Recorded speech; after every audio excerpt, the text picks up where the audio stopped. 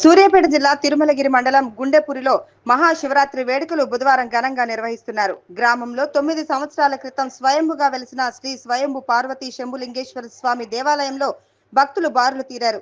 ఈ దేవాలయం 400 సంవత్సరాల క్రితం స్థాపించారని, కాలగర్భంలో కలిసిందని గ్రామానికి చెందిన తోటకూరి రమేష్ శివస్వామి ఆలయ వ్యవస్థాపక చైర్మన్ మాట్లాడుతూ, ఒకరోజు కలలో పరమశివుడు కనిపించి 8 ఫీట్ల లోతులో స్వయంభుగా వెలుస్తానని పరమేశ్వరుడు నాకు చెప్పడంతో అక్కడికి వెళ్లి చూడగా నిజంగానే స్వయంభుగా పార్వతీ శంభులింగేశ్వర స్వామి వెలిశారని తెలిపారు. నేడు మహాశివరాత్రి పర్వదినాన్ని పురస్కరించుకొని పరమశివుని కళ్యాణం ఘనంగా నిర్వహించారు. వివిధ ప్రాంతాల నుండి భక్తులు తండోపతండాలుగా వచ్చి ప్రత్యేక పూజలు నిర్వహించారు. ఓం నమః శివాయ. గుండెపురి గ్రామం, తిరుమలగిరి మండలం, సూర్యాపేట జిల్లా, తెలంగాణ రాష్ట్రం. ఇక్కడ గత 9 సంవత్సరాల క్రితం నాకు ఒకరోజు అర్ధరాత్రి స్వప్నంలో స్వామి 8 ఫీట్ల లోతులో స్వయంభు శంభులింగేశ్వర స్వామి, నేను అక్కడ నంది విగ్రహం ఉంటుంది, లోపల శివలింగం ఉంటుంది. ఆ నంది విగ్రహం చుట్టూ పెద్ద పాము నాగబంధం తోటి ఉంటుంది స్వామి. దాన్ని వెలికి తీసి నువ్వు సేవ చేయాలి అని నాకు స్వప్నంలో కనబడి చెప్పింది స్వామి. నేను అదే రోజు రాత్రి తెల్లారి మా అమ్మ నాయనలను, నాకు ఇట్లా కల వచ్చింది స్వామి, ఇట్లా పలానా దగ్గర ఇట్లా ఉందనేసానంటే, లేదు అక్కడనైతే మాకు తెలిసిన కాంచి ఏం లేదు, ఒక 30 కుటుంబాలు అదే చెట్టు పక్కన వనభోజనాలు వండుకొని తినేది, అక్కడ ఒక పైన బండ లాంటిది తప్ప అక్కడ ఏది కూడా ఆనవాళ్ళు లేవు అనేసి తెలియజేయడం జరిగింది స్వామి. దాంతో నేను ఊర్లో నాకు దగ్గర ఉన్న మిత్రులను కూడా, స్వామి నాకు ఇట్లా వస్తుందంటే, మరి ఊర్లో జర పెద్ద వయసు ఉన్న వాళ్ళు ఎవరన్నా అన్ని కులాలలో ఉంటారు, అక్కడ వాళ్ళకు కొంత యాదవ్స్ భూములు గౌడ్స్ వాళ్ళకు ఉంటాయి స్వామి అంటే కూడా మేము ఊర్లో కూడా ప్రెస్ని పిలిపించి, స్వామి అక్కడ ఏమైనా ఉందో నాకు ఇట్లా కళ వస్తుంది అది అంటే, ఒకరిద్దరు కూడా అది కళ, అది అబద్ధం, అక్కడేముంటుంది స్వామి, అది లేనిదంతా ఏదో మీరు ప్రచారం చేస్తారని చెప్పడం జరిగింది. దాంతో పాటు మళ్ళా మరుసటి రోజు మళ్ళా అర్ధరాత్రి మళ్ళీ స్వప్నంలో వచ్చి, స్వామి నువ్వు ఎవరిని అడగవలసిన అవసరం లేదు, నేను ఇక్కడ స్వయంగా పరిపాలించిన పోయిన వాడిని, అందులో ఖచ్చితంగా శివలింగం, నంది విగ్రహం, పాము ఉంటది, నువ్వు ఖచ్చితంగా తీయ అనేసి అంటే, మరి మనం ఎట్లా మాట్లాడుకుంటున్నామో జనరల్ గా అట్లనే మాట్లాడుకునేది అనమాట.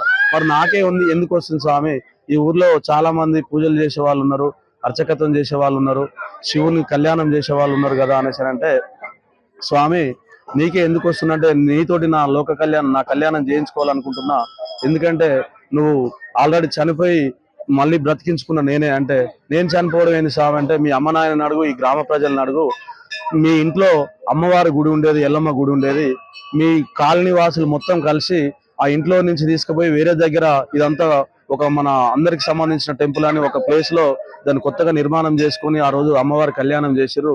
అదే రోజు రాత్రి ఉదయం నీకు కళ్యాణం అయిపోయిన తర్వాత మరుసటి రోజు కరెంట్ షాక్ కొట్టింది స్వామి. నీ 5 వేళ్లలో ఈ 3వ వేలు కరెంట్ షాక్ కొట్టింది, అది అట్లనే మచ్చ కూడా ఉంటుందని తెలియజేయడం జరిగింది. కాకపోతే మీ అమ్మని అడుగు, ఊరి ప్రజలను అడుగు, నువ్వు చనిపోయినావు అనుకునే తిరుమలగిరిలో అక్కడ హాస్పిటల్లో, ఒక ప్రైవేట్ హాస్పిటల్లో వేసి కన్ఫర్మ్ చేసిన తర్వాత మళ్ళీ ఇట్లా కాళ్ళు కానీ చేతులు కానీ నలిస్తే మళ్ళీ స్పృహ వచ్చింది స్వామి. ఇది నా కోసం తీసుకొచ్చుకున్నది, నువ్వు నాకే సేవకునిగా ఉండాలి తప్ప నువ్వు ఖచ్చితంగా చేయాలి, లేకపోతే మాత్రం నీకు రకరకాల అనర్థాలు జరుగుతాయని నాకు తెలియజేయడం జరిగింది. అయితే చూద్దాం నిజంగానే ఏమైనా జరుగుతావు అనేసి అన్నట్టుగా నేను మొండిగా ఉంటే, నాకు అప్పటికి 1-2 సార్లు నాకు వేరే జరిగింది స్వామి.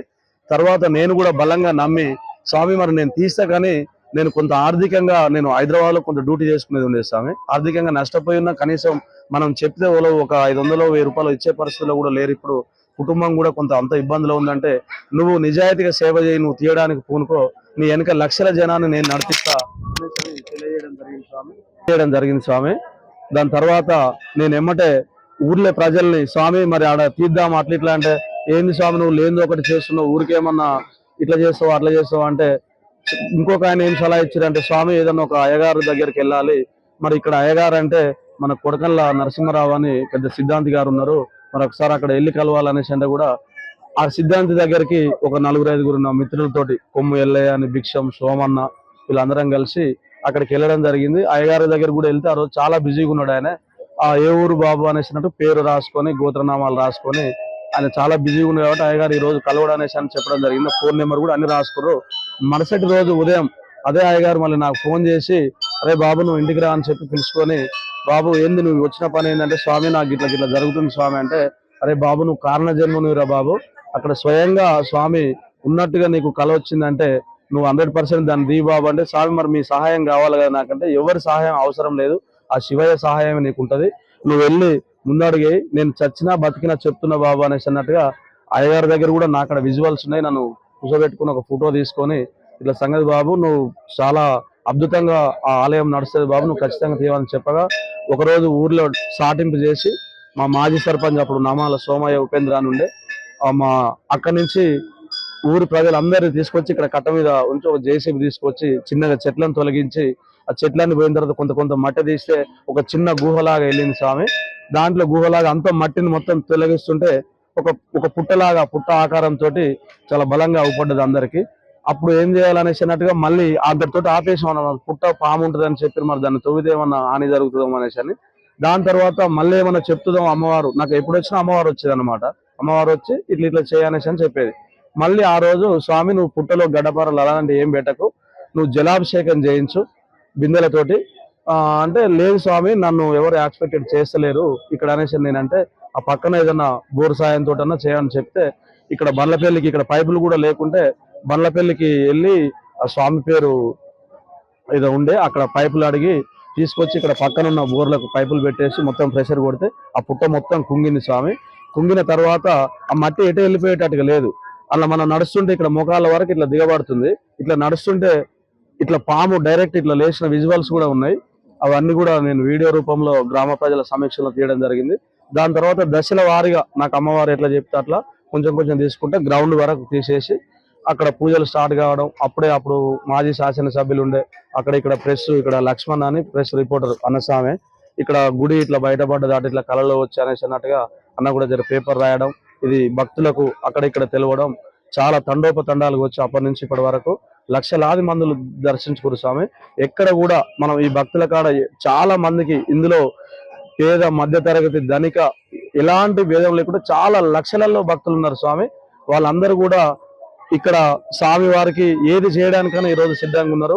మనం ప్రకటించగానే ఆ భక్తులు చాలా మంది స్పందించి మాకేం చెప్తావో చెప్పండి స్వామి, నువ్వు ఇంత నిజాయితీగా 9 సంవత్సరాల నుండి ఏ ఒక్కరి దగ్గర కూడా ఈ రోజు కొన్ని ఒక 100లో ఒక మేము అందరిని తప్పంటలేదు స్వామి, 100లో ఒక 5% దేవుని పేరు చెప్పుకొని కొంత వ్యాపారం చేసుకునే వాళ్ళు ఉన్నారు స్వామి.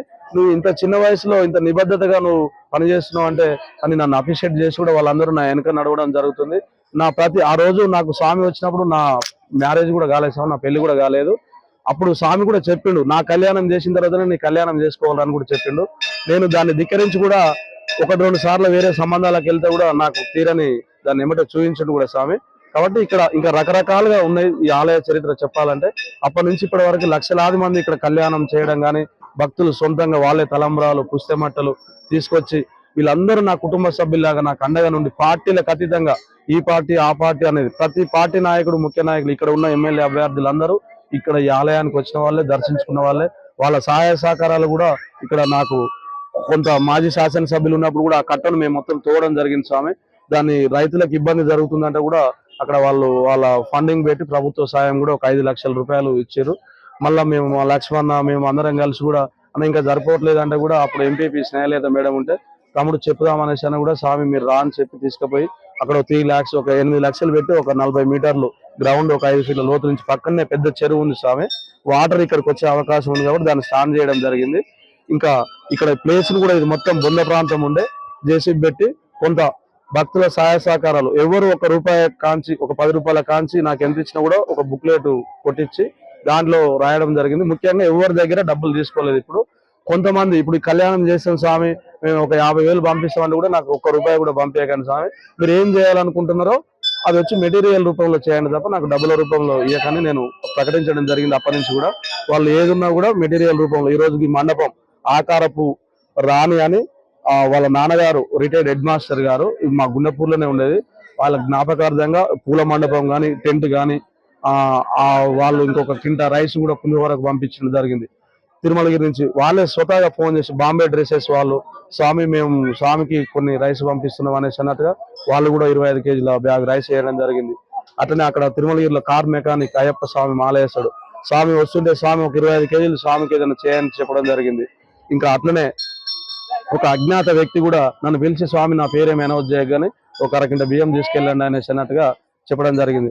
అట్లనే సేన్ శ్రీనివాసులు అని ఇదే గ్రామానికి చెందిన అక్కడ వ్యాపారవేత్త, కిరాణం జనరల్ స్టోర్ పెద్ద హోల్సేల్ ఉంటది. స్వామి కూడా రవ్వ కేసరి భక్తులకు గాని అక్కడ స్వాములకు గాని చేయడం అన్నట్టుగా జరిగింది స్వామి. ఎక్కడ ఒక రూపాయి తీసుకున్నా మెటీరియల్ రూపకంగానే తీసుకుంటున్న స్వామి ఇప్పటి వరకు కూడా. ఇప్పుడు ఆలయం నిర్మాణం చేస్తాం కాబట్టి కొంత మెటీరియల్ కావాలి, కొంత వర్కర్స్ కావాలి కాబట్టి దాన్ని ఎట్లా చేయాలనేది ఒక డిజైన్ చేసినాం. మొన్న ఆల్రెడీ శివరాత్రి మొన్న డిసెంబర్ ముందే ఆలయ భూమి నిర్మాణ పూజ పెట్టి ఇక్కడ తుంగతుర్తి జిల్లా వ్యాప్తంగా ఉన్న గురుస్వాములను అందరిని ఒక 500 నుంచి ఒక 1000 మందిని పిలిచి ఒక పెద్ద కార్యక్రమం ఏర్పాటు చేసి ఇక్కడ భూమి పూజ కూడా చేసుకోవడం జరిగింది. ఆ విజువల్స్ కూడా ఉన్నాయి, అవన్నీ మీకు చూపించబోతున్నాం. ఈ శివరాత్రి అయిపోయిన మరుక్షణం ఆలయం గర్భగుడి ఉన్న ప్లేస్లోనే గర్భగుడి స్వామిని కదిలించేది లేదు. ఉన్న ప్లేస్లోనే గర్భగుడి కట్టుకొని మండపం అక్కడ ముందు వరకు ఒక 30-32 ఫీట్లు అట్లా చేసుకోవడం జరుగుతుంది. ఇక్కడ పక్కన కూడా స్థలం కావాలంటే ఇక్కడ పక్కన అమ్మడానికి కూడా కొంతమంది సిద్ధంగా ఉన్నారు స్వామి. ఇక భక్తుల కొంత సహాయ సహకారాలతో ఒక చర్చించుకొని ఆ స్థల సేకరణ కూడా, ఎందుకంటే భక్తులకి ఇక్కడ సరిపోవట్లేదు. దాని పక్కనే నాకు కూడా 24 గుంటలు దీనికి ఆనుకునే ఉన్నది స్వామి. అది భగవంతుడు ఇంత గొప్ప అవకాశాన్ని ఎన్ని కోట్లు $1 మిలియన్ పెట్టినా దొరకని అదృష్టాన్ని నాకు ఇచ్చింది కాబట్టి అది కూడా నేను స్వామికి ఇవ్వాలని నిర్ణయించుకొని ఆ 24 గుంటలు కూడా స్వామి పేరు మీదనే నేను ఇచ్చేస్తాను మొన్న అనౌన్స్ చేయడం జరిగింది స్వామి. ఇక్కడ ప్రతి ఒక్కరు కూడా చాలా కష్టాలు, రకరకాల ఇబ్బందులు, ఒక మానవునికి ఎన్ని ఇబ్బందులు ఉంటాయో అన్ని ఇబ్బందులు ఉండి ఇక్కడికి వచ్చే వాళ్ళకు కూడా అన్ని న్యాయమైన స్వామి. సంతానాలు కానీ, ఉద్యోగాలు కానీ, USA పోయేటోళ్ళు కూడా మన దగ్గర నుంచి వీసా, పాస్పోర్ట్ రకరకాలుగా ఇవన్నీ డైరీలో నేను 1,25,000 మంది నెంబర్లు ఉన్నాయి స్వామి. వాళ్ళ ఊరు పేర్లు, వాళ్ళ పేర్లు, వాళ్ళ గోత్రనామాలు, వాళ్ళ ఫోటోతో సహా 1,00,000 ఫోటోలు గడిగించి పెట్టిన స్వామి. పెద్ద ఆల్బమ్ చేసిన. ఈ 9 సంవత్సరాల కాలంలో ఒక 30 నుంచి 40 లక్షలు సుమారుగా ఖర్చు అయింది స్వామి. ఎక్కడ భక్తుల దగ్గర మెటీరియల్ రూపంలో కాకుండా, ప్రభుత్వం నుంచి కాకుండా ఈ మెటీరియల్ రూపంలో వచ్చినాయి కొన్ని రాసి పెట్టిన. కొంతమంది సంఖ్యపల్లి రఘునందన్ రెడ్డి గారని ఒక ఇయర్ కళ్యాణం వాళ్ళే 50,000 రూపాయలు పెట్టి చేయించడం జరిగింది. ఇట్లా ఇంకా చాలా మంది డైరీలో ఉన్నాయి స్వామి. ఆ డైరీలో నేను తర్వాత మీకు తెలియజేస్తా. కాబట్టి మీరు కూడా స్వామి, మీరు కూడా మీ ఛానల్ నుండి కూడా ఇక్కడ జరిగే విషయాన్ని, ఇక్కడ భక్తులను, ఇక్కడ జరుగుతున్న పరిణామాలను అన్ని మీ ఛానల్ ద్వారా నిజాయితీగా ఇక్కడ మీరు ప్రచారం చేస్తే కూడా ఇక్కడ కొంత ఆలయం ఇంకా నిర్మాణం నాకు ఈజీగా అయ్యే అవకాశం ఉంటుంది స్వామి. నేను భక్తుల తరపున, మా ఆలయం తరపున మీ బిగ్ టీవీకి ప్రత్యేకంగా ధన్యవాదాలు తెలియజేసుకుంటూ ముగించుకుంటున్న స్వామి. ఓం నమ శివాయ. స్వామి శరణ్ శివాయ. ముందుగా బిగ్ టీవీకి నమస్కారం, శివరాత్రి శుభాకాంక్షలు. ఒక దళిత కుటుంబంలో పుట్టి రమేష్ గత 9 సంవత్సరాల నుంచి వెళ్ళి మంచిగా పూజారిగా నిర్వహించడం కూడా హర్షదగ్గ విషయం. ఇలాంటి కార్యక్రమాలు కూడా నేను గత 9 సంవత్సరాల నుంచి ఈ గుడికి వస్తున్నాను. నాకు కూడా చాలా మంచిగా జరిగింది. మంచి గుడి. తమ్ముడు చాలా కష్టపడి చాలా ఇచ్చేసిండు. ఈ గుడిని నా సహాయ సహకారం ఎప్పుడు ఉంటుంది. తుంగతుర్తి శాసనసభ్యుడు మందల సామేలు గారు ఆధ్వర్యంలో కూడా ఆయన సహాయ సహకారం ఉంటే కూడా అందించే ఏర్పాటు చేస్తానని, అన్నగారి సహకారం కూడా తీసుకొని ఈ గుడికి వచ్చే ఏర్పాటు చేస్తానని, ఇంకా ఈ గుండెపూరి గ్రామంలో ఇలాంటి ఈ గుడి ఇంత మంచిగా రావడం కూడా దేవుడు మా రమేష్ ఆందోళన నుండి మా అందరికీ మంచిగా జరగాలని కోరుకుంటుండు. నేను కూడా ప్రతి సంవత్సరం ఈ గుడికి వస్తా. నా సహాయ సహకారాలు ఎప్పుడైనా ఉంటుందని మీ అందరికీ నమస్కారం తెలుపుతూ ముగిస్తున్నాను. ఓం నమ శివాయ.